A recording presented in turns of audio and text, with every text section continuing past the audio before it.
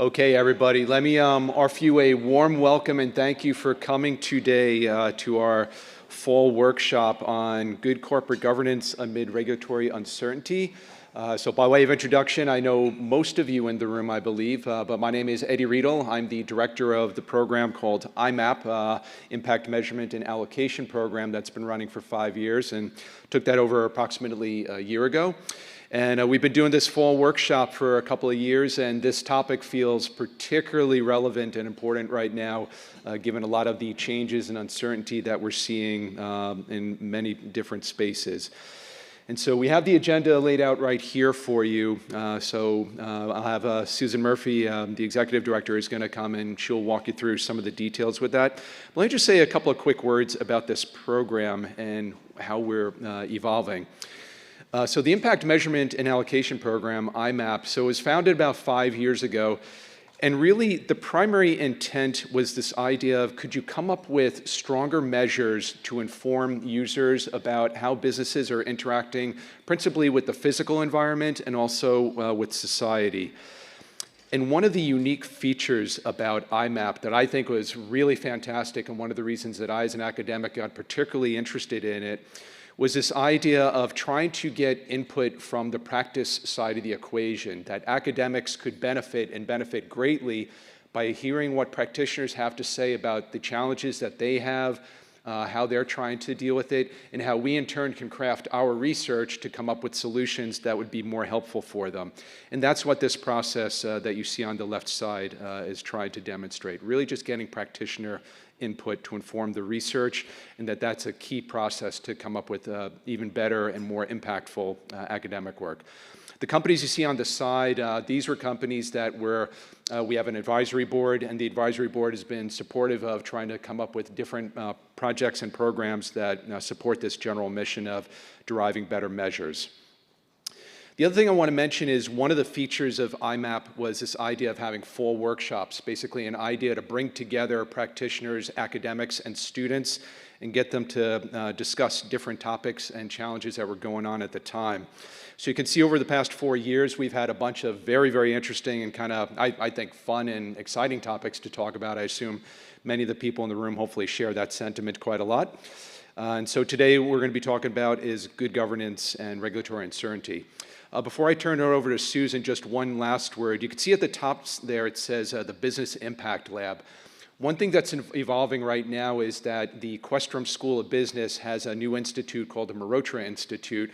And that institute has been set up to do a bunch of different research relating to business and society very broadly.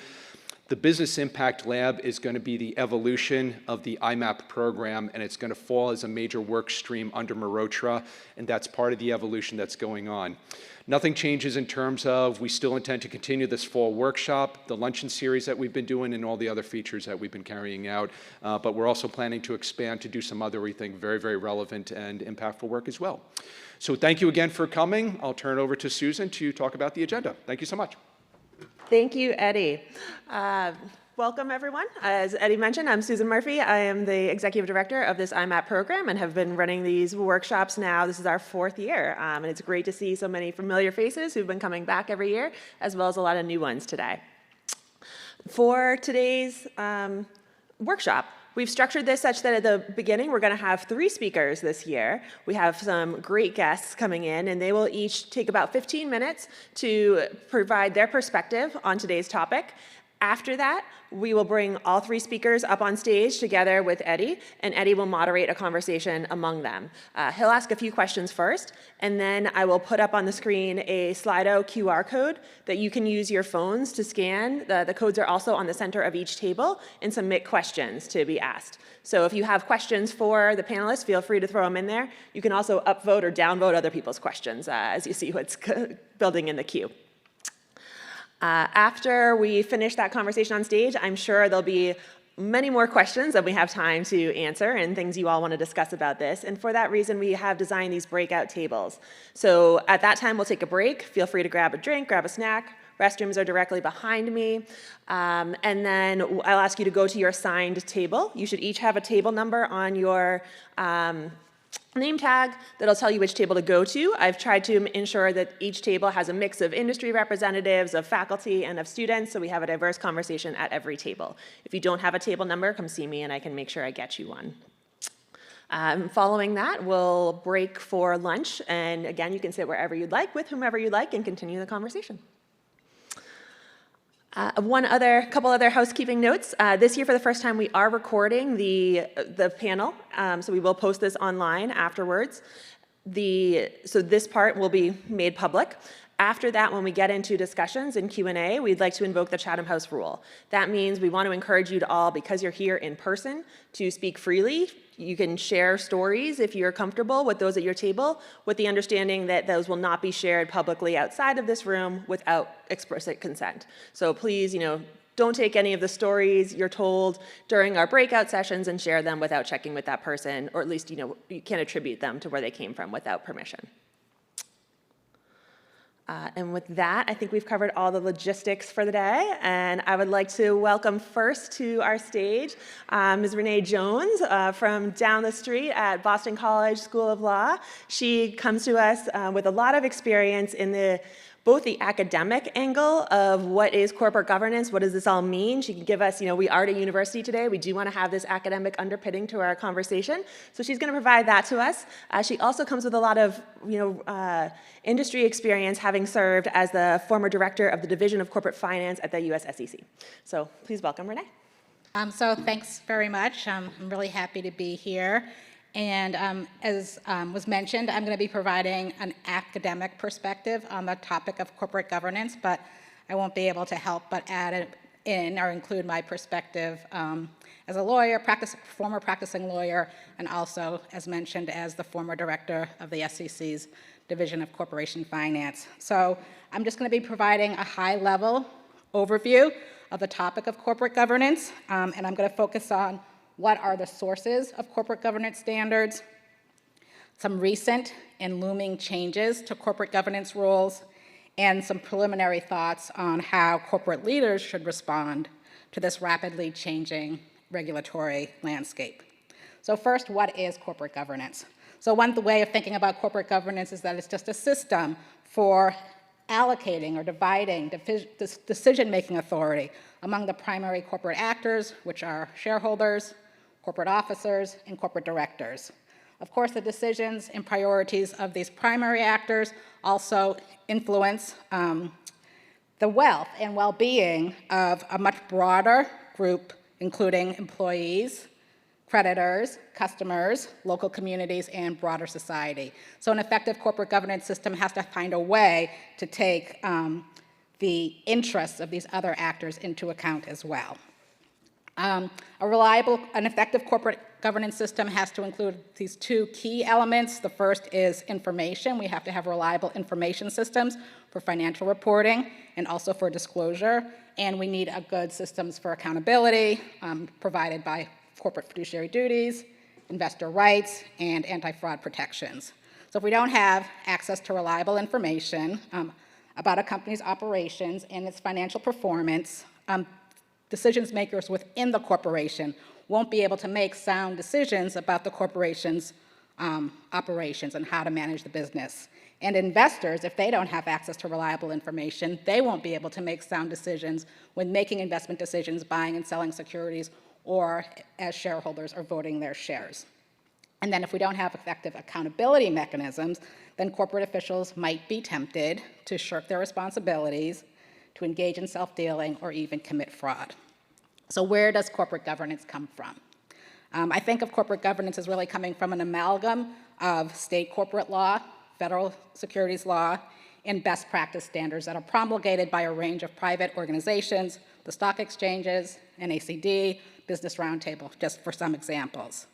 So first of all corporations are creatures of state law. They're created under state law, and state law imposes fiduciary duties on corporate officers and directors, and these fiduciary duties can be enforced by shareholders in class action or derivative litigation. And then corporate law also gives shareholders voting rights. They have the right to elect directors, and they also have the right to vote on certain fundamental corporate transactions, mergers, acquisitions, changes to the charter, or dissolution.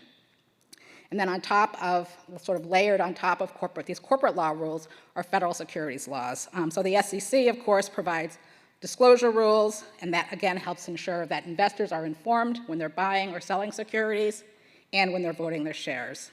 And then the SEC has proxy rules which govern the conduct of shareholder meetings, and that really ensures that there are mechanisms, effective mechanisms for shareholders to express their voice on important corporate matters and also stakeholder concerns. So that's sort of the system of corporate governance. Now I just want to take a few minutes to talk about some changes to corporate governance rules that have recently occurred or that are looming on the horizon. So first at the state level. In an attempt, possibly futile attempt, to stem an incipient tide of reincorporations from Delaware to other states, Delaware's legislature has begun to loosen its oversight over controlling shareholder transactions and also has made it much more difficult for shareholders to initiate lawsuits to enforce fiduciary duties. And then at the SEC, under the leadership of current chair Paul Atkins, the SEC has indicated that it intends to dilute long-standing mandatory disclosure rules and also to sharply curtail shareholders' voting rights, including shareholders' rights to submit proposals for a vote at the shareholder meeting. Now, these proposed reforms are likely to expand the existing gulf between investors, stakeholders, and corporate leaders, and they may lead eventually to more disruptive efforts by stakeholders to express their voice. So some corporate managers, possibly many corporate managers and their advocates, generally have been supporting these recent and proposed regulatory reforms. And that sort of makes sense because, at least in the short term, they're going to eliminate some short-term pain that comes from dealing with shareholder proposals, dealing with shareholder litigation, and also dealing with the impact of adverse shareholder votes. But I do think that this deregulatory project that seems to be underway really forebodes significant harms both to corporations and to their investors. I think these reforms are going to fray the already strained lines of communication between corporate leaders and investors. That increases the risk of employee and consumer dissatisfaction, and that can lead to attrition, it can lead to consumer boycotts, and other forms of business disruption. So just two examples. Most recently, Disney's temporary benching of Jimmy Kimmel in response to some comments he made after the Charlie Kirk murder. So Kimmel was taken off the air because the FCC chairman basically threatened Disney, and they acted very precipitously without a lot of forethought or analysis. That triggered a massive consumer boycott. Disney lost 1.7 million subscribers in just a few days. The Writers Guild and high-profile talent voiced their objections, and some of Disney's stars threatened to withdraw from Disney projects. So Disney reversed course, as we all know, very quickly, but only after suffering considerable financial and also reputational harm. Another example is Target. So Target walked back its commitment to DEI initiatives in January 2025, very soon after Donald Trump reassumed the presidency. And Target's move was also greeted by a massive consumer boycott, which Target has yet to recover from. They had announced their DEI initiatives in the aftermath of the George Floyd murder, and actually these DEI initiatives had contributed significantly to Target's growth. So the boycotts that were initiated soon after have resulted in serious harm to Target's bottom line, decreased foot traffic, decreased sales, and the stock price has also fallen dramatically. And the CEO who made this decision actually has stepped down. In this contrast, the experience at Target contrasts with the experience at Costco, which reinforced its commitment to DEI initiatives, and its sales have actually increased while Target's have fallen. So how should corporate leaders respond to this rapidly shifting, and really unpredictable corporate landscape? So possibly, you can take advantage of the freedom and the flexibility and the lack of regulatory scrutiny, scaling back disclosure, maybe moving from quarterly to semi-annual reporting, if that's what the law ends up allowing. Corporations and their leaders can decide to stay silent on hot-button issues, try to fly under the radar and avoid inflaming either side in these, flaring culture wars. And they can pull back from commitments that they've made that are important to stakeholders and their investors. So these are all options that are on the table, but I think that pursuing that approach would be very short-sighted and in the short, medium, and long-term harmful to corporations and their interests and their investors. Why? Why would it be a mistake to sort of take advantage of all this freedom? It's like, hey, parents are away for the weekend, let's have a wild party. Well, first of all, I think that the regulatory pullback may be short-lived. So we don't know what's going to happen in 2 years or 1 year. Maybe it's just 1 year now at the midterms, and we don't know what's going to happen with the next presidential election. And if leadership changes, if financial or economic conditions change, these current changes and the foretold or forecasted changes, they may not occur. They might be rolled back. In addition, corporations aren't just governed by state corporate law and federal securities law. They're also governed by other substantive laws. They're governed by state securities laws, and they're governed by foreign laws, and many have pledged to comply with voluntary standards. So all of those rules are still out there, and you have to balance all of those rules when you're considering your conduct, even though the state corporate law and federal securities law tends to loom largest in the boardroom. I'm concerned also that relaxing oversight processes, relaxing corporate governance standards, how boards make decisions and the rigor of their oversight is going to heighten operational and legal risks. And that could expose companies to tort liability, more shareholder litigation to the extent that shareholders still have the right to sue. It's going to be more difficult, but they're not going to stop. Lawyers are creative. They're going to keep bringing lawsuits. And I'm also concerned about corporate underperformance. If we have weaker internal controls, there's less oversight of things like possible fraud, maybe happening at lower levels of a corporation, embezzlement, things like that. If we loosen restrictions, all kinds of things can go wrong within the corporation. Just one example would be the failures of SVB, Silicon Valley Bank, and First Republic Bank after Congress rolled back Dodd-Frank oversight of banking rules and banking practices. So to kind of wrap up, I would just say that corporate governance best practices, those that are enshrined in law and those that are adopted in response to investor demands, do help promote effective and efficient management of our largest corporations.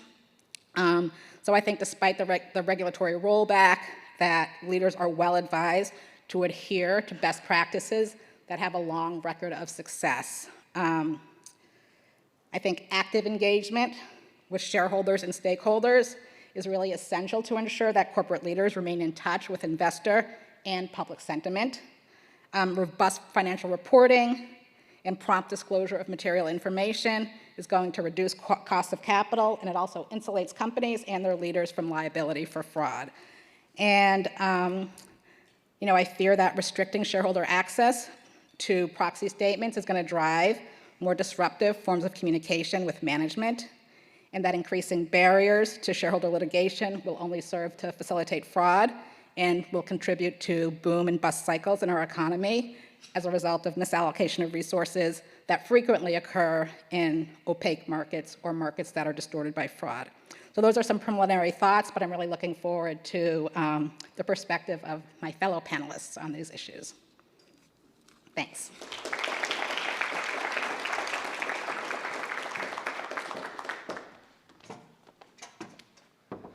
Excellent. Thank you, Renee. Next up, I'd like to invite Granville Martin, over there. He is a practicing attorney who is the former managing director of sustainable finance for JP Morgan and Chase, and has been advising a number of corporate boards on these sorts of questions. Please welcome Granville.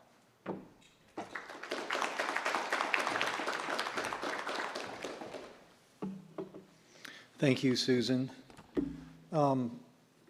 Don't take it personally if I don't look at you guys, because I'm just watching the view. I'm a BU alum, and this building didn't exist when I was here, so it's a real treat to be back. I'm not going to tell you what year I graduated, but it's been a little while. So I always hate having to follow, experts when speaking, and so I've been dealt that again, and I'm going to be followed by one as well. So I'm going to talk a little bit about not so much traditional nuts and bolts corporate governance, but what is happening now and how it's affected what I spent most of my career doing, which is really IMAP's mission, trying to incorporate negative externalities into investment and corporate decisions. And I don't, I didn't really know what to say. We did a prep call a couple weeks ago, and I significantly changed. I'm sorry, Eddie. Can't wait for the surprise. Yeah, I know. What I was going to talk about, simply because of what's been happening in the news and with the administration. So just in the last few weeks, the EPA has halted greenhouse gas reporting for corporate reporters. They've unlawfully revoked permits for about 5 gigawatts of solar power. They've threatened IRS and DOJ investigations into NGOs that I've personally worked with most of my career, and they've expanded the assault on science of pretty much all disciplines. And in Boston, that is particularly pertinent. As I mentioned, IMAP's mission is really incorporating negative externalities into the operations, prices, and investments of public and private companies. This whole concept is being pushed back on by the administration. Many of us have worked, and when I started in this, 25 years ago, to now, many, and I think a lot of folks in this room, have refined their focus of sustainability efforts to land on the financial materiality of a particular risk. And I think that there's enormous value in doing that with respect to the financial markets and actually achieving meaningful change at the corporate level. But that's not where it started. An early milestone in working towards the incorporation of negative externalities is really Norwegian Prime Minister Gro Harlem Brundtland's 1987 definition of sustainability, quote, which is meeting the needs of the present without compromising the ability of future generations to meet their own. A lot of us have worked with that definition over the years and provided a lens through which you could look at corporate activities and begin to prioritize what really mattered. The last election has really put a sector of our society that has a putatively Christian-centric outlook in politics and society front and center, and I've begun to think a little bit more about how to reconnect sustainability to these traditions that I grew up with but have drifted away from over the years. Brundtland's definition of sustainability is directly rooted in Christian admonitions to help the weak and those who cannot help themselves.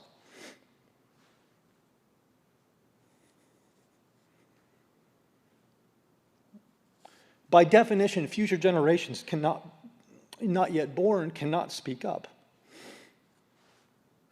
I apologize. I didn't think I would become emotional. Reading this, it's not very eloquent, I have to say. And people who cannot take action to preserve their ability to care for themselves and others. These notions of care for those not yet born, or those living but who cannot take care of themselves. I should note my father got a divinity degree from BU in the 1950s. He was very proud of the fact that Martin Luther King got his as well. Or those living in or dependent on natural systems at risk because of economic activity have enormous popular resonance in American society. So much so that laws and regulations seeking to avoid, mitigate, or compensate for damage to ecosystems and resources are replete throughout our legal system. And people in their individual capacities as consumers have internalized these concerns in what they buy or not. These legal and market forces create risks, risks to companies and risks to investors. It's in this context of deeply embedded religious and moral values, values that delineate the contours of acceptable market activity, that many began to see the concrete and real connections between a company's business, its practices and impacts, and its returns. It wasn't just a moral question about whether a large bank should extend a corporate loan to, say, this is a real example, an entertainment client that operated a display of human cadavers. The legal and public sentiment risks, what we now call reputational risks, of financing a company that may have procured its cadavers from imprisoned political prisoners began to concentrate the minds of banking executives who felt the potential financial impacts of transgressing norms, justice, and fairness. There existed a legal, media, and political context in which doing questionable business in the shadows began to generate a commercial and reputational risk that, if not common sense, certainly the fiduciary obligation, demanded a response. It's important to note that the risks identified and that many sought to manage were identified in reference to or even because of the legal and policy context.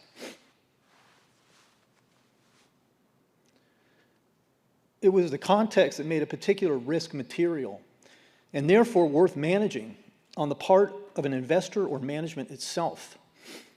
I was part of the response. Small groups, ad hoc at first in large financial institutions whose job it was to identify risks, find the transactions, talk to the outside world, and create processes for the risks to be managed or at least considered. It was in this period, more than 20 years ago, that the enlightened self-interest of environmental and climate investors began to have real effect. The progress made with the banks, large asset managers, and others was possible because of larger political, social, policy, and legal forces ascendant at the time. In an environment where a company's externalities had commercial, even material impact, investors and others could rightly and effectively focus on issues or risks that implicated long-term value creation, presented unappreciated, or more likely embarrassing short-term financial or reputational risk, or urge action on a risk to which the investor themselves was exposed. This was really an important thing that we realized, such as climate finance or human rights. Political cohesion, authoritative administrative agencies, robust Article III courts that commanded obedience, all in the context of a post-World War II settlement characterized by free trade and financial flows, established alliances, broad if fractious agreement about racial and gender equity were the platform upon which ESG was built. The issues encompassed by ESG were risks because of the scaffolding of policy, public opinion, and the substance of the risks themselves, i.e. climate change is real and is and will have financially material impacts on a whole range of companies. In other words, there existed a transmission belt of risk from the outside world to the banks, to the operating companies, and to investors. The policy trajectory at that time easily supported the idea that a price on carbon was coming and that other point source regulation would be and ultimately was enacted. I was a carbon lobbyist. That was a thing when we actually thought we were going to do something about climate change. And I worked that vineyard for 4 or 5 years as a carbon lobbyist in Washington. In addition, a cohesive or at least less fragmented media environment overseen by human editors and publishers reflected the growing popular support for climate action by the government and by companies. Against this backdrop, low-carbon financial pledges began to occur, more searching underwriting of large carbon-intensive projects. This was an enormous change from 2005 to 2015. The amount of internal deliberation at the big banks to do big carbon-intensive project finance, American banks not so much project finance, but big capital markets transactions, it was an enormous shift. Didn't mean the amount of carbon that was financed went down, but the amount of internal analysis that was done and the amount of understanding where the policy trajectory was headed and what the long-term effects were for these carbon clients was much, much higher. It really was. This is a direct result of what investor engagement did for the big banks and civil society.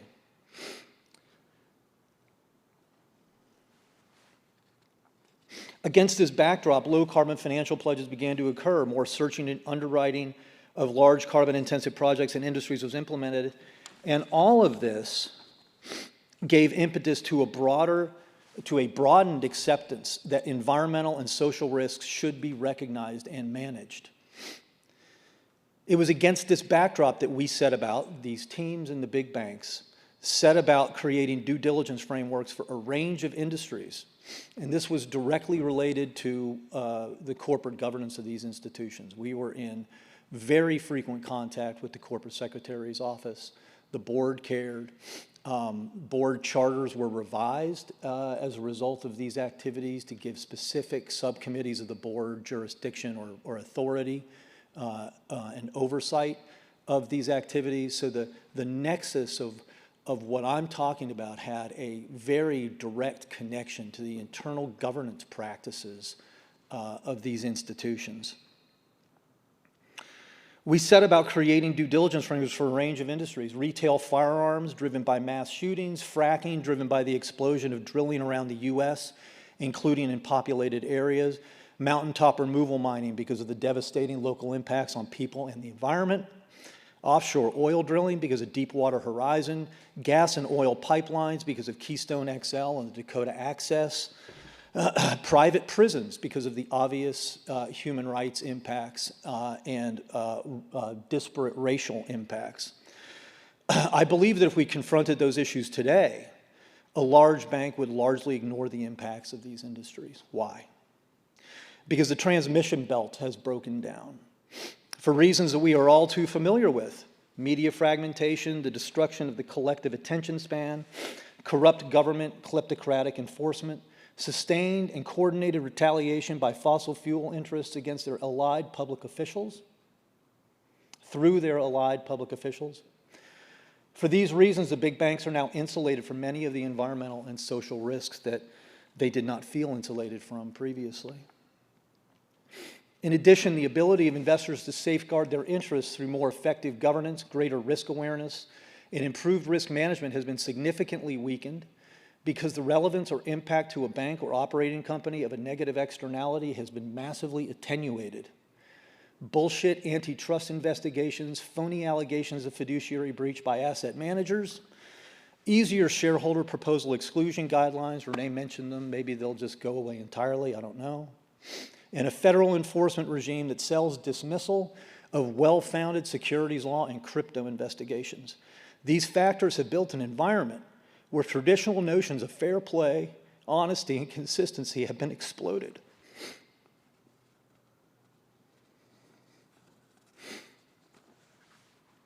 But as bad as these circumstances currently are, I actually think they'll improve, even though I'm crying. There remain impacts where a transmission belt to investors does exist. It's quite clear.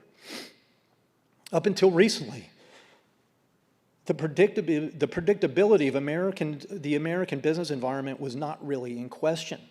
While predictability, predictable property rights, and fair enforcement were hallmarks of American capital markets, and they were unquestionably material to an investor's decision to make a particular investment or not, they were not really in question and therefore not a risk that attracted much investor attention. Well, that's changed, obviously, enormously. Substack and social media are filled with important debates over the meaning and content of fascism versus communism versus liberalism. I'm not making light of them. The debate's important. But what these debates largely miss is at a fundamental level, these different systems, fascism and communism are very much the same. They both have entirely unconstrained executive authority. Authority that can be deployed against individuals, universities, trade unions, and wait for it, businesses. The submission by most of corporate America to Trump has undermined the ability of companies and investors to make decisions on the basis of commercial merit. Coke is told to replace high fructose corn syrup with cane sugar. John Deere is threatened with bespoke tariffs. ABC and Disney are threatened by the FCC. Microsoft is told to fire Lisa Monaco, a former Biden DOJ official. Intel is forced to dilute their shareholders by giving the federal government 10% of the company and a golden share, which means they can stop spinoffs, they can stop mergers and acquisitions. So obviously, that is something that the government has not had, generally speaking, and in my opinion is just, objectively bad for investors. The list is too long to enumerate. With the U.S. teetering into recession in significant part because of the abuse of executive authority, i.e. the tariffs, I left that out. The serial imposition of tariffs of dubious legality that are deeply destructive to companies and their shareholders throughout the economy. The list is too long to enumerate. With the U.S. teetering into recession in significant part because of the abuse of executive authority, it's clear to me at least that corporate leadership's kowtowing drastically undermines, quote, the ability of future generations to meet their own needs. A sound investment climate is material to investors and the companies they invest in, and therefore using corporate resources to reestablish that climate is not just permitted by the fiduciary obligation, I'd argue that the obligation compels it. 30% of the S&P 500 value is concentrated in 7 or 8 AI-related companies. I'm sure that a lot of people in this room are better aware and perhaps more worried about that than I. The development and deployment of AI and the continued extraction of shareholder value through social media are shot through with negative externalities. Truthfully, I struggle to think of any industry that has such an unbalanced production of financial wealth, deeply anti-environmental and anti-social impacts versus broader social or economic benefit. The oil and gas industry looks like the WPA by comparison. Bipartisan efforts to protect children from existing social media and the coming wave of AI engagement are here now. Widespread popular and parental awareness and anger against the social media and AI companies is escalating at the state level. The same is true with the energy backlash, electricity price increases, and the imposition of terrible industrial facilities near people's homes and businesses are being rejected. The revolting philosophical beliefs of transhumanism, the glee in prospective mass unemployment, and the reality of the mass manipulation of opinion. And on that last point, here's a fun exercise. Ask Google AI if Joe Biden is suffering from cognitive decline. It will generate an AI summary. Ask Google AI the same question about Donald Trump. No AI-generated summary. I checked it this morning, it's still true. To the extent that mass reliance on generative AI becomes reality, we can already see the future. There's a wide spectrum of impacts that are either already financially material to the social media AI complex or soon will be. Investor engagement to address these issues is not just essential, it's actually supported by the political, legal, and cultural backdrop that transmogrifies an impact into a financial risk. The traditional risk or issue set of ESG, in my opinion, is somewhat non-functional at the moment. But there remain non-traditional risks that are clearly financially material to investors that are crying out for new engagement. Thank you. Thank you, Granville. It's great to hear the different perspectives of people who've been in this space for a while and from different angles. So we heard the academic perspective from Renee, we've heard the industry perspective from Granville, and now I'd like to invite up to the stage Allison Lee, who has served in the regulatory space at the SEC for 17 years, including as the acting chair. So please help me welcome Allison. Thank you for having me, and thank you to Renee for those disciplined, rigorous, thoughtful overview of corporate governance, and thank you to Granville for that intellect and passion that you bring to a really, really important topic. So thank you. Thanks to both of my fellow panelists. I'm really looking forward to the discussion here. So I'm just going to briefly hit. I'm going to kind of combine a little bit. I want to talk about regulatory uncertainty, but a lot of that uncertainty is around a lot of the things that we just heard from Granville, a lot of things connected to ESG and sustainability. I'm going to just hit 3 kind of big picture topics. First, I want to speak a little bit briefly about kind of the regulator's view of regulatory uncertainty, or at least my view, which is shared by some but not by all. Second, I'll touch on important differences between regulatory uncertainty and political uncertainty. They're connected, and one causes the other, but they're not the same thing. They are distinct, and I think it's important to discipline your thinking when you're looking at the two. Figure out kind of, is this a combination? Is this one or the other? Because it really does matter in terms of how you address it as a corporation. And then third, I'll offer some best practices that I have learned for businesses to undertake in the midst of regulatory uncertainty from conversations I've had with literally, no exaggeration, hundreds of C-suite executives in the US and around the world. So to start, what is the regulator's view of regulatory uncertainty? I think the downsides are pretty well understood, right? I think everyone kind of instinctively knows delayed investments of all kinds, not just in regulatory compliance, but all kinds of investments get delayed. That creates a drag on the economy. Higher compliance costs as firms gear up for potential outcomes. You also get greater competitive inequality because the larger, more resourced firms can react more quickly. The smaller firms, those larger firms can better prepare, they can monitor, they can predict, they can even lobby for outcomes. You get valuation risks because analysts are going to apply a discount to industries and sectors that are subject to uncertainty in their rules. That can increase your cost of capital. That can, of course, depress share prices. Very importantly, you get an erosion of trust and predictability, as Granville was talking about. When you have unclear or shifting regulatory regimes, that weakens confidence in capital markets, and especially if laws are either quickly reversed or simply selectively enforced. That's a conversation I was having this morning with one of the folks here. And that can also, of course, damage international competitiveness because large multinational firms can shift their operations to jurisdictions where there are more predictable frameworks. So, but, there's always a but, and that's because all risks, believe it or not, I know many of you know this, have a flip side of potential opportunities. So I want to offer you there a few thoughts on kind of the less often discussed opportunities that arise when there is regulatory uncertainty.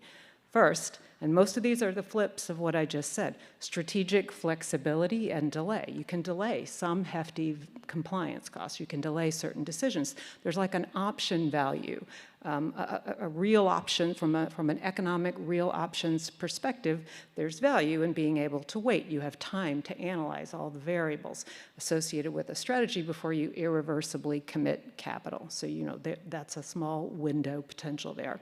There's regulatory arbitrage. When rules are unclear, firms can experiment, they can do pilot programs, they can even make business model changes that may later become restricted. There's the flip side of the competitive inequality, which is depending on the size of your firm. If you are a larger firm, more sophisticated firms, you can manage that uncertainty better and you can use it to increase your advantage over the smaller, less resourced firms. Not necessarily a good thing from a regulatory perspective, but if you're looking at it from a business perspective, it's the case. There's also, more often, opportunity to influence a regulatory outcome that is uncertain, right? What's one of the biggest examples we've seen of that in the last, we'll call it 5 years? I bet most of you know I'm about to say crypto, right? I've never seen a more stark example of taking full advantage of what they at least called regulatory uncertainty. I didn't quite agree that it was as uncertain as it was asserted, but they amassed, they did all kinds of experimentation. It grew just dramatically. They amassed resources. They had lobbying resources. We saw all of that crop up, essentially as a result of what was called regulatory uncertainty and a willingness to take very, very high risks. From an investor perspective and advantage, those that are more skilled at predicting regulatory outcomes or assessing regulatory preparedness can find alpha in these markets.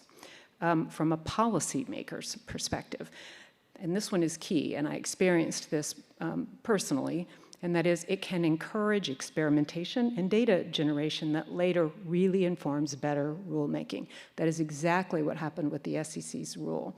All of the private work that came before that informed, and we were able to put out a much better, well thought out rule that many, many people were already familiar with. We had the benefit of TCFD, we had the benefit of SASB, we had the benefit of the GHG protocol and any other number of work and initiatives that were out in the private sector.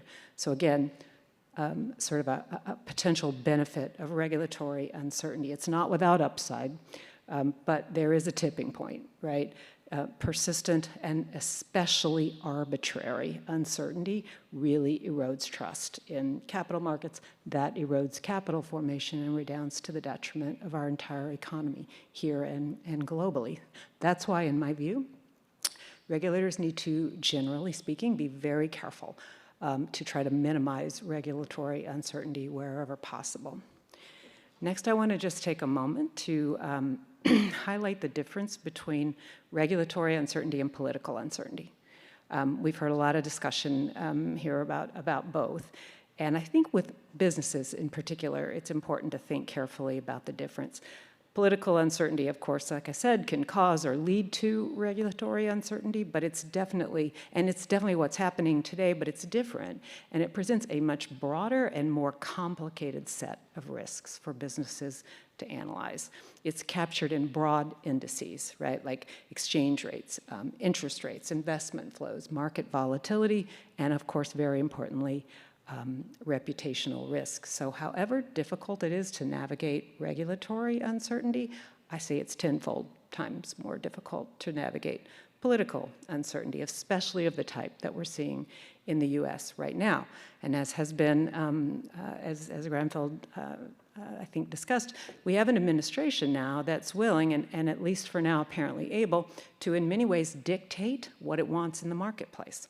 Despite having a stance against regulation, this isn't regulation that's done by due process with comments and adoption and votes by bipartisan commissions. This is just a top-down direct interference. We see it with Intel, we saw it in the steel industry, we see it with the granting or the withholding of federal funds based on either political views or sometimes, I would argue, even potentially worse than based on political views, arbitrary whims that are absolutely unpredictable. So those are thorny, thorny issues. They require very careful analysis, and they require expertise of all kinds. That's all hands on deck type situation. So that makes cross-operational work within a business so much more important. You need to be drawing on every single department. You need to make sure you're drawing on all that expertise. It's being shared, and then the people at the top are able to sort of synthesize and kind of make top-down decisions. So in some, companies are extremely and rightly concerned about political uncertainty. Let me just tell you a couple of quick examples. There's a recent think tank analysis that found that in 2025, the US CEOs, maybe this is no surprise, but they are less concerned about ESG regulation and where it's going to land, and they are more concerned about the political backlash and anti-ESG sentiment. Now, I'm not suggesting anything about their politics. I'm simply suggesting this is what their focus is on as they make business decisions, not what regulation is coming down the pike, but what's the potential, what am I going to do with this, can I lean into it? Should I shy away from it? Kind of how do I deal with that? And that, I think, coincides very well with another very recent study out of, I think, Bain Consulting, that found, maybe not surprisingly again, that CEOs speak less in general. They speak less about sustainability, for sure, but they increasingly link sustainability-related issues to enterprise value. So they're doing something they call the do versus say gap, big gap between what they're doing versus what they're saying. But notice the important distinction here, and this is why I raise it. Regulatory uncertainty can provide all kinds of opportunities to get involved, to raise your voice, to shape outcomes. Political uncertainty often, and in today's environment, I think for sure, has the opposite effect. People are laying low. Management is keeping quiet. They want to keep their head down and stay out of the fray. They don't want to see their company's name on X or on Truth Social, that's a recipe for disaster. So it's really, really important to think about them a little bit differently as you're thinking about how to navigate them. The last point I want to make about political uncertainty, and this comes from my involvement. I'm on the board of a nonprofit that's been around in Washington for 30-something years called the Center for Political Accountability. So I'll just disclose up front, but it's a nonprofit. They're doing fabulous work. But here's the thing: you need to know if your firm is making political contributions, either directly right out of your treasury or indirectly through dark money or even trade associations. And you'd be surprised how frequently companies don't know that. Here, let me just pull, I just lost my notes here. And I see some interesting Trump headlines. Let's see, I don't want to get distracted. But it's because those contributions and where they can end up can be traced right back to the doorstep of your company, to the surprise of the CEOs and the board. And let me tell you, the thing they are surprised about is not that it was traced back to them. They're surprised it occurred. They don't know, right? They do not know if and how political money is being spent. And that is a terrible place to be. And that's why, again, little plug for CPA, they have a model code that companies can adopt to kind of help them govern this entire process from top to bottom. So I'm not advocating for any particular approach to politics, to political contributions. I have my own views, as you might imagine, but I am saying companies must be very careful and have good governance over what its policies are regarding political money and how those policies and strategies are being implemented and monitored. You need good governance over this area now more than ever. Last, the third topic I'm going to address is advice or thoughts for business leaders amid all of this uncertainty. And this comes mostly from, as I said, these conversations I've had with boards, with CEOs, with those who advise boards and CEOs, and also from my own experience before. I went to law school later in life. I was in business for many, many years, in the oil business, in fact, before I became a lawyer. So here I want to focus on regulatory uncertainty. And the reason is because that's an area where there's a lot more experience and expertise. A lot has been built up. There's a lot of common wisdom in this space around kind of how to deal with it. And I think, in fact, I'm certain the number one thing that I've heard over and over is how important it is to stay laser focused on the risks and the opportunities. Got to always remember, with every risk, there is a potential opportunity that are authentic to your business. And you got to be straightforward and honest about that. You want to do a solid, traditional kind of heat map analysis, like a probability magnitude analysis for those risks and those opportunities, so that you at least know where to begin thinking about these things. Some of these things are going to fall within an ESG framework. Others, like AI, cybersecurity, are arguably outside it. But the idea is it a true risk, a true opportunity for your business, and do you have the tools and the strategy to address it? And here's where I think there are many who may miss some of these risks and opportunities. It's such a fast-moving landscape. So, for example, just this week, you may have seen that JP Morgan has announced that it intends to invest $1.5 trillion over the next decade in sectors that it believes are critical to national security. So that means supply chain, to JP Morgan, that means supply chain resilience, energy independence, strategic tech like AI and quantum computing. Those are all opportunities that could show up in your analysis, depending, of course, on kind of the specific company. From a risk perspective, again, just some examples for how easy it can be to not kind of key in on some of these things. Just yesterday, again, in the Times, reported that China is not just disrupting supply chains, but they say China is weaponizing supply chains, right? That's a pretty serious situation. They're placing global restrictions, and I'm not trying to demonize China, because the US, of course, has done this too in the past. I'm simply saying it's a very important risk to be thinking about. They're placing global restrictions on critical minerals that are used in computer chips, cars, missiles. It's extraordinary. And it's rooted really in a response to the US and in US international regulation. So also on the risk side of the equation, this one is somewhat obvious, but not always, I think, well internalized. There is a massive and looming transfer of risk going on from insurance companies onto society at large. It's massive, and it's happening in this like slow-moving avalanche coming down a hill. By some estimates, every 10% rise in climate-related claims can result in anything from a 5 to maybe even a 20 or 25% rise in premiums every single year, year over year, because of course insurers reprice every year. So I don't want to go too much farther into specifics here. I just want to highlight a couple of areas where I think there's a large majority of businesses that have both upside and downside exposure, and they aren't all as carefully aware of that as they need to be. That's why I think this deep dive is important. This kind of deep dive on identifying these risks and opportunities is a no regrets move that every business can take in the middle of regulatory uncertainty, and I think some of the smartest business leaders in the world are doing exactly that. But let me take a step back and talk about what they do next. What should a company be doing next amid regulatory uncertainty once you've really analyzed where you are in this landscape? So first, you want to be proactive. You don't want to be led around by regulation. You don't want regulation to be the thing that makes the decisions about your business model, about where you go. Of course, you have to take it into account, but unless or until it's there, you really want to be proactive. You want to be flexible and proactive. So what do I mean by that?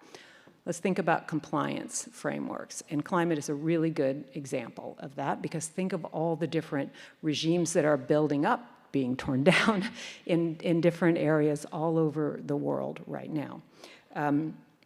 You have a number of firms, and here I'm not going to put in a plug for anybody, but you have a number of firms where they have these products that are modular, that you can build like a modular ESG type data system that can anticipate the CSRD. It can and did anticipate the US SEC rule. It can anticipate the California rules, the ISSB, which has been adopted in over 30, I'm not sure what the number is at this point, jurisdictions around the world. They're all running on separate tracks in separate modules so that you can build them up, bring them down, you can pilot them, you can get rid of them, but eventually the idea is you integrate them if and when you need like a unified approach. But until you do, you sort of build these things out in a modular way. I've heard over and over from folks inside corporations, especially chief sustainability officers, but also, I'm missing the word now for the ones that are inside the finance function, officers. And I'm sorry, what? Yeah, that's right. So it's funny how you just lose these. That's why I'm looking around. Somebody help me. But at any rate, this is what I've heard frequently from these folks, and I think it makes a lot of sense. Another point, I think you need to consider investing in regulatory intelligence. With the advent of open source AI, it's much more affordable and easy to do. You can subscribe to services. No dog in this fight, but they're out there. LexisNexis, Diligent, Fiscal Note, they're everywhere. And, this is another kind of no regrets move. It may sound obvious, but even folks like myself, I'm saying I've lost count of this. I don't know what the status is of that. It's very hard to keep track. This is a fast-moving landscape. So regulatory tracking, so that you can follow on a daily, weekly basis where things stand with litigation and with potential rulemaking, I think is very important and can be aided through the use of these AI-enabled trackings. You should absolutely also do scenario planning. I know a lot of firms do this, but what I mean here is conduct exercises to model potential regulatory changes and regulatory outcomes. Let me give you a really good example here. With the Inflation Reduction Act, when it was first adopted, but before the implementation rules were known, you saw several US solar firms modeling at least 3 versions of what was going to end up being a production eligible threshold. And then later, when Treasury clarified what they meant by domestic content thresholds, firms that had modeled the strictest case were ready to certify early, and they got a first mover advantage. So scenario planning, extremely important with regulatory uncertainty. And then last, of course, but not least, to bring it full circle, strengthening governance around all of this, especially in times of both regulatory and political uncertainty. You need to ensure that you know who is responsible for implementing these functions. It's well-resourced, they're well-coordinated, there's communication going on, and it's carefully monitored, at least at the C-suite level and possibly also at the board level, because in the end, identifying these risks and opportunities, thinking about how to navigate them, all of that can and almost certainly will go awry if you don't have the right governance structures in place. So with that, I look forward to the discussion. Thank you. And so at this time, I would like to invite all of our speakers back up onto the stage together with Professor Eddie Riedl to facilitate a conversation amongst them where we can dive into all of these topics a little bit further. If you have questions you would like to be asked, please use the QR code here or in the center of your table to log in and submit your questions. And I will pass Eddie an iPad in which he can read them to the panelists. Great. First, thank you. You know, Allison, I think, summarized it very, very beautifully in the sense that this is a topic and an area that there's both a lot of intellectual curiosity and an importance for us to think about these issues. There's also a lot of passion underlying it as well, as I think we saw with Granville's talk. And so, you know, I think the collective people in this audience certainly appreciate both aspects of that. And there's a lot to talk about here. So let me start. I'm going to start with a question by playing a little bit of devil's advocate for the 3 of you. So one perspective is that we've gone too far, that the regulatory uncertainty that we see is a problem and something that we don't want to deal with. There is probably another viewpoint held by some that regulation had overstretched, that we have too much regulation, too many requirements, and they're too costly, and they're inhibiting certain things such as innovation for companies. How do we think about that? And how would we be able to recognize where we hit points where there's too much regulation and maybe there's a need to pause and retract? Let me start, Renee, with you. Okay.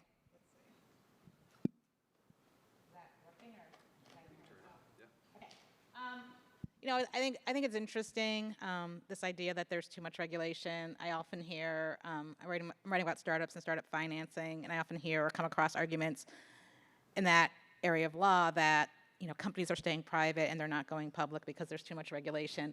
And, you know, I find that to be a little bit of a fallacious argument because in my research I found it's pretty much the opposite, that it's deregulatory statutes that have made it possible for companies to stay private and have contributed to the decrease in the number of IPOs. So I think there's not a lot of truth to the argument that that regulation is sort of driving companies private or stifling innovation. When I think about the work that I did and that Allison led at the SEC with respect to climate reporting and also with respect to human capital reporting, which actually didn't get done, a lot of that was driven by investor demand. And we were really focused on what investors said they needed to know, what type of information investors were using to make investment decisions, and the concern that that information wasn't forthcoming, wasn't necessarily reliable, and was very expensive to gather. And so, you know, from my perspective, the climate rule was a way to lower costs for companies and for investors, and the cheapest cost of providers of this information was clearly the companies themselves rather than third-party data aggregators. And you see this in the private markets as well. Allison, do you want to respond, having sat in the regulator's chair as well? Can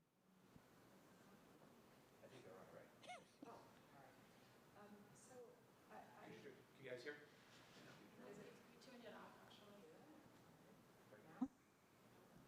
Testing. Okay. So first of all, I want to say I agree with everything Renee said about kind of the notion of whether in the current landscape we have too much regulation that's stifling innovation and the like. That isn't to say, though, that there aren't some regulations that could be tweaked and could be eased, especially for those on the smaller end of the scale. But it's always the big banks that are purporting to defend the rights of the small banks, and I always like, I want to hear from the community banks. I don't want to hear from, the large financial institutions. But even if you accept as a premise that there is too much regulation, I would submit that the way to deal with that is through notice and comment, predictable rulemaking, right? Not by selective enforcement, not by everything the SEC does is required by law to do a careful economic analysis of the impacts of kind of the status quo and then what you can expect with the new rule.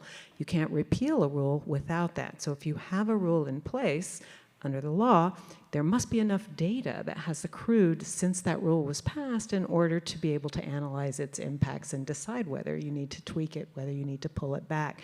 So there have been certain things that one could call deregulatory that I have supported because I have seen the data over time. And as I said, it's almost always usually in the smaller sectors, the industry, the smallest players in an industry who may need some relief or some guidance. But I think it's really important when you say deregulate to ask yourself the question, in what way? Not by fiat, not by, because that's not predictable, that's not helpful. You need to do it in a much more careful and analytical, data-driven way. Absolutely. Whoa. Can you adjust that? That's very strong. Thank you. A little better. So thank you. I to very much agree with that. And in a lot of ways, many of the topics that we're talking about, it's not just the regulations per se, it's the process by which regulation is either getting enacted or in this case, getting pulled down. And it's the process that we have a lot of uncertainty about. Granville, I want to turn... Can I make a quick comment on that? Of course. So I think that question of too much regulation, you have to ask what industry are you talking about?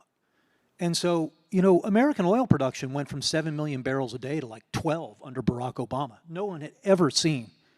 And this was supposed to be the regulatory apex. And then it continued to climb under Biden.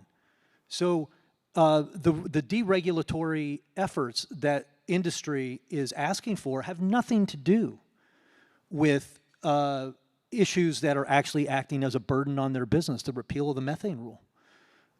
This was in train as American industry was raising U.S. oil and gas production to unprecedented heights. And then, of course, there's AI. This is the single largest part of American economic growth. It's larger than consumer spending in terms of the contribution to U.S. economic growth. There is zero regulation of artificial intelligence in this country, a teeny bit at the state level, and it just got passed. So the whole idea of too much regulation, there's industries that I don't know anything about, and maybe there are good arguments about it, but it's not evident to me in the industries I do know a bit about that regulation is holding them back at all. And the last thing I'd say is economic growth is down, uncertainty is up, deregulation is in force. And so what are we seeing? We're not seeing, this isn't the 1920s again. So where's the evidence that this is actually, that we're overregulated? Fair points, absolutely. So Granville, let me turn to you for a follow-on question. You mentioned before this idea that was a little concerning, right? This kind of retrenchment that we're seeing broadly in regulation. In financial reporting, we have this notion of things that are mandated, meaning that companies are doing it because of requirements, and things that are voluntary, that companies do because they feel it's a good practice to solve some type of problem. Often it's providing information to users. Do you see a pathway, and can you comment on, is there a pathway where even if the regulation, the mandated part of this world starts to get pulled back, that there's another pathway where companies generally will do these things voluntarily? They see the benefits based on some of the stakeholders that Renee was talking about earlier, and that they will do so even without the regulated mandate? Some of it's clearly going to continue for exactly the reasons that Renee talked about, because companies recognize that they have customers, clients, and other stakeholders that are either buying their product or service or can effectively exercise influence that's going to negatively affect the business. So that's going to continue. There is going to clearly be a reduction because of the retaliatory approach that we're all living under now. So, I mean, I mentioned this in my terrible remarks. You know, the idea that the President of the United States is going to tell a company, you need to fire this individual, is completely unprecedented. And so, I mean, just having observed over many years the kinds of conversations that go on internally, you know, amongst boards, general counsels, and corporate secretaries, there is no question that what Allison said is correct. Lie low. Say as little as you can. And if you happen to leave some sort of goodwill on the table because of that, risk reduction is clearly going to be the order of the day. So let me follow up on that and come back to you, Allison. So Renee, in her presentation, you talked about some examples such as Target suspending their DEI program that they had, Costco, on the other hand, taking a different approach. So Allison, you had talked about some strategies and thoughts about companies and what their reactions should be in the current environment. What do you make of this idea? Is it the right response for corporations to duck and cover and just stay low until things settle? Is there a place where companies should take a more proactive stand, like perhaps Costco did, and be more proactive about this is the type of pathway that we want to stand for? Well, so no, nothing comes without risks, and many of those risks are not predictable. So I can't give an answer that I would say applies across the board. But again, not to beat the same drum that I just did, but if what you do is you engage in this in-depth analysis up front of what you really think is important is diversity and actual opportunity that you know your firm can make the most of, if you're Target, whoever you are, and you have made that decision, you have taken in the data, you have done the analysis, you know it to be true. You cannot react in the moment, you know, just because of a change in the political winds. Maybe you do change what you say about it, and that's exactly what CEOs are doing. Again, just the study I was mentioning, instead of changing what they actually do in their business, they just change how they talk about it. So my view is there is no one single strategy. There is no one that will actually avoid the worst of the risks. But the one thing you always have your eye on that North Star is, do I really understand how important this is to my business or not? And if it is, you need to stick with it through thick and thin.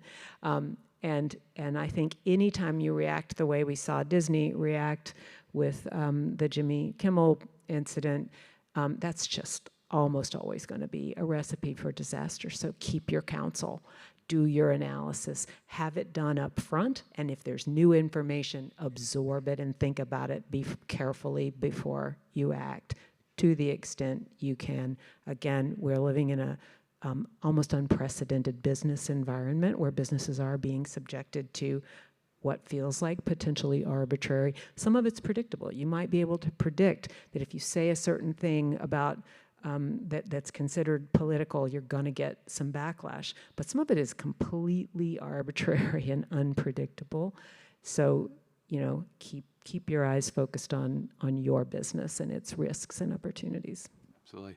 And it makes the planning, right, the unpredictability of it, of course, makes it very difficult to do things like scenario planning. You have to know what you're planning against. And it makes me think also we should change the title from amid regulatory uncertainty to the political and regulatory uncertainty. I think that distinction is really important. Renee, I want to come down to you. There's also different ways to think about how governance generally is applied and implemented. In financial reporting, we have this notion of principles-based regulation versus rules-based regulation. And when we think about the current environment right now, could you just comment on your thoughts on how should companies be thinking about their corporate governance approach? Should they apply some type of principles-based lens, or should they be leaning more heavily onto rules-based compliance? What's the right approach given this environment right now? I think there's always a combination because there are, just broad corporate governance principles that, like I said, private organizations and law firms will promote, and some of those are required by law, and some of those are just sort of understood generally to be good practices, good decision-making practices, good practices for gathering information and analyzing it. And I think those are mostly just broad principle-based, and I think those are sort of like a guidance or a framework or a couple of principles about how decisions are made, and I think those are pretty static, and I don't know that those are gonna really change a lot based on what's going on in the regulatory world because they've evolved as a result of experience or in response to negative experiences, and it's just a system for making decisions and for implementing those decisions. And with respect to the rules, I mean, the rules are changing and the rules are becoming more optional. And I think that the challenge I think that companies are going to have going forward in this sort of optionality framework is, are they going to adhere to the rules that are rules that if just because the rules aren't being enforced by the federal government or the SEC doesn't mean they can't be enforced in other venues in states and other countries. And companies really have to make decisions about, do we just adhere to these rules in the short and medium term to avoid the risk of other regulators, other enforcers coming after us, or dealing with a change in administration and a change in enforcement. I'm thinking about the FCPA. That's the anti-foreign bribery law, which Trump doesn't want to be enforced anymore. And sure, go out and bribe, and it's a competitive environment, and you need to bribe to get these contracts, and maybe that's a course that people can take. But there are anti-bribery laws. Lots of other countries have adopted our anti-bribery laws. So just because the U.S. isn't going to enforce it doesn't mean you're home free. So it's a strategic decision. But I do think, a short-term reaction to saying, oh, well, we don't have to face enforcement from this Justice Department doesn't seem to me to be really a free ride. And there's a short statute of, a long. That's what I was thinking. That limitations there's on a those, statute of limitations. Yeah, that's right. Yeah. Okay, that's great. I'm going to turn now to do a couple of questions from the audience. So the first one, I'm going to direct this one over to Granville, actually. So what corporate governance policy changes could make firms more resistant to improper political influence? What policies could shareholders pass? And of course, you mentioned before during your talk about this idea of interference, direct interference by the government. Yeah, I don't know what legal effect, either at the state or federal level, this would have, but I would be serious. If I was in what is colorably a strategically important industry, I would be wondering whether or not I need to amend my bylaws to get in the way in some fashion of the federal government just trying to come in and take a piece of my company. Like a bylaw that says no shareholder will have the authority to stop a strategically important business decision.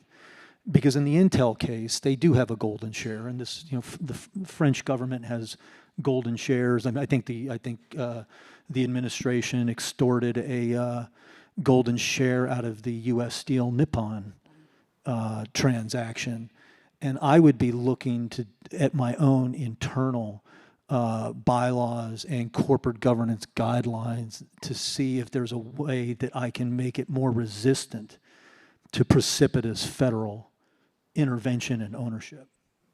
Can I add something? I actually wanted to ask you a question also, Granville. Did you happen to see, and it's been maybe only a week or so, Chair Atkins' remarks about precatory shareholder? I did. Yeah, so what he said was, so many of you may not know, but these shareholder resolutions, which have long brought really good governance standards to corporations for decades, there's a lot of evidence out there that they do. They're almost all universally what they call precatory, which means they're not mandatory. If the company adopts it, it's not a resolution that requires them to do anything, but it's an advice to the board that the board, of course, they take a risk if they ignore it, but they're precatory. And for a lot of reasons, that is how they navigate through this web of SEC rules, because they're precatory. But Chair Atkins just said a couple of weeks ago that he feels confident that the Last staff- Friday. Was it? Okay, so you too would have seen, yeah, for sure, because this is Renee's area of expertise as well, that under certain circumstances, they're going to decide that precatory alone under Delaware law, if Delaware will, if they get an opinion of counsel, is improper, and therefore that's going to leave them only with mandatory. And mandatory shareholder resolutions are excludable for so many more reasons.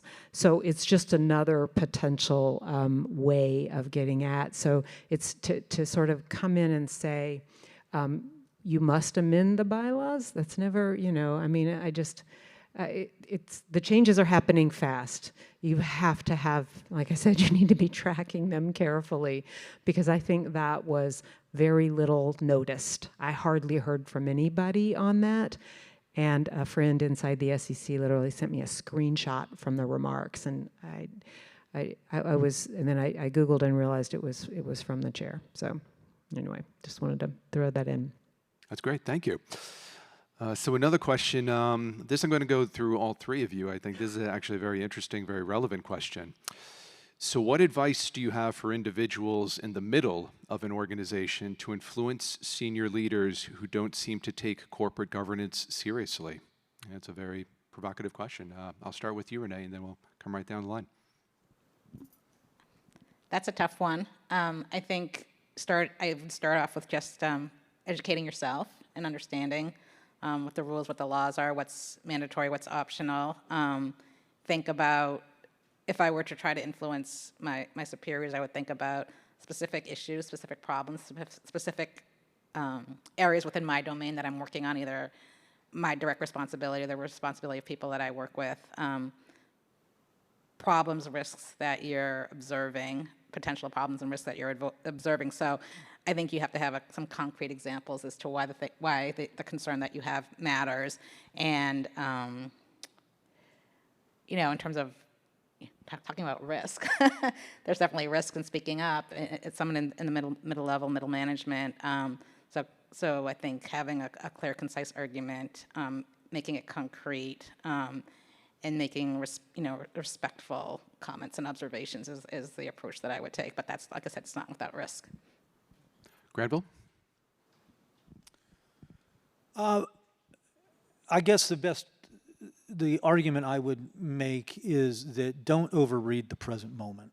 In business circles, it is often the case that at the time of an election and for a period of time thereafter, that everybody is overreading what has just occurred.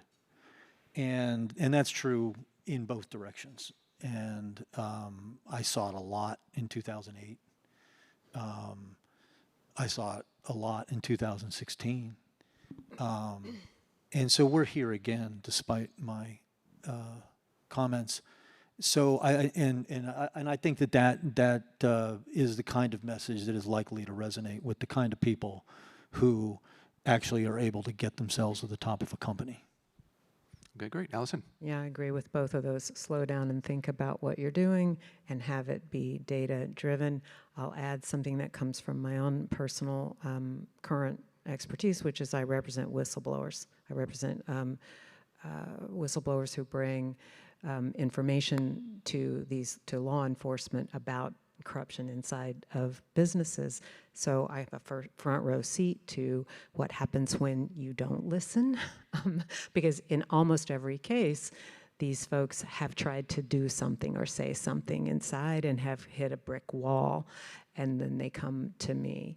So you know, that's no corporation wants to be in that position, and it's worse in general when they have tried to do something internally and failed before they came to someone like me, and then that gets brought to either DOJ or Justice or CFTC or whomever. So it's a really important piece of information that companies can also, that you can also share, right? Like, we have a whistleblower channel, and I don't want to do that. That doesn't, you know, what I'd really like to do is figure out a way, once you've gathered your data and information, you have your examples, and you've thought carefully about whether you're overreacting, you also have that channel. Can I do one thing, just to build on that? And this would be a high risk internal career move, what I'm about to say, but you know, the clawback provisions of executive compensation agreements could be relevant in this context, and in the context of warning off an executive who just decides that this stuff doesn't matter anymore. Well, guess what? It's not just legal liability. You may have some financial exposure here if 3 years from now, suddenly, some decision that got made today ends up in legal jeopardy. So, and since the financial crisis, a lot of clawback provisions have been revised so that bad judgment, ethical lapses are something that a board could decide that they want to take some money back from you. Okay. I'm going to, just to keep us on time, I'm going to have one final question I want to go across the board with the three of you. And let's try to do this one in the spirit of the glass half full and thinking towards solutions. So imagine I were an all-powerful genie, and I can grant each of you one wish. One wish regarding what certain people could do in the context of this environment that we have right now. So Renee, your wish, though, is going to be limited to academics and university settings. Granville, your wish is going to be limited to corporate settings. And Allison, your wish is going to be limited to the regulatory setting. What would you wish for to help try to make improvements in what we're seeing right now in this current environment? Renee? From the academic setting, I wish that university leaders universally stand up for academic freedom. Fantastic, powerful, and agreed. That didn't give me very much time to think about what my answer was. Renee, would you care to expand on that? I maybe just follow Allison's advice and say less. So thank you. You know, business leaders just need to understand what makes American capitalism successful. And we're seeing the acid bath of predictability, fair administration of justice.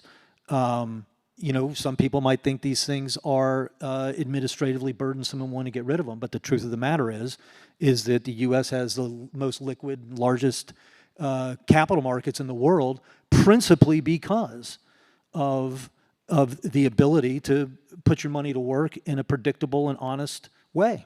And companies just need to rediscover, and they used to say this regularly. For sure. I mean, you'd have discussions and arguments with trade associations and different lobbyists about what a specific rule was, but there was no disagreement that the idea that the administration should engage in arbitrary and capricious conduct, everybody agreed that that was bad. Right? So they need to just rediscover that. That's my wish. Okay. Thank you. Allison? So mine incorporates, I think, potentially both, but it's fidelity, a renewed re-anchoring and fidelity to due process and the rule of law. Pretty simple.